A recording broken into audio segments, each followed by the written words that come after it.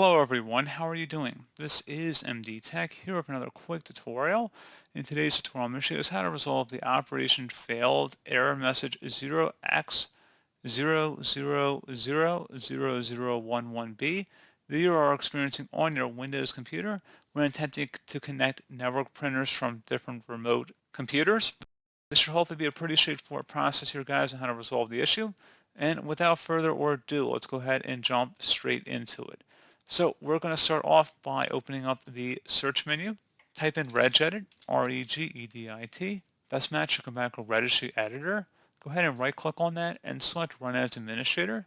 If you receive a user account control prompt, select yes. And before you proceed in the registry, I would suggest you create a backup of it. So if anything were to go wrong, you can easily restore it back.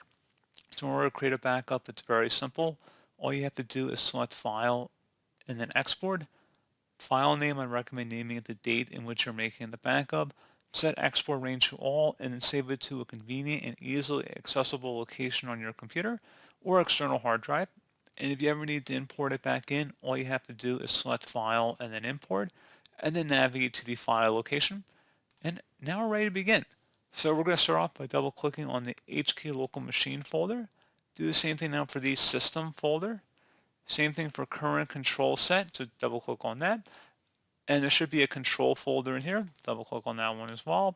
And then finally, there should be a print folder. Just left click on that one time. If you need to pause the video and take note of our file path at this time, you can see it up at the top of the screen. Each backslash is a different subfolder or subkey we've gone under to get to this point.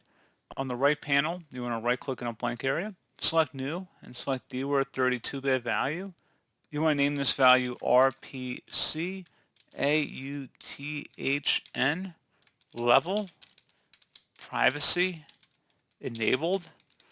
Exactly how you see it on my screen. So again, RPCAUTHN level privacy enabled. First letter of each word should be capitalized here and hit enter. And now that you have created this value, you want to go ahead and double click on it. Make sure the value data is set to 0 in here. And once that's done, go ahead and select OK.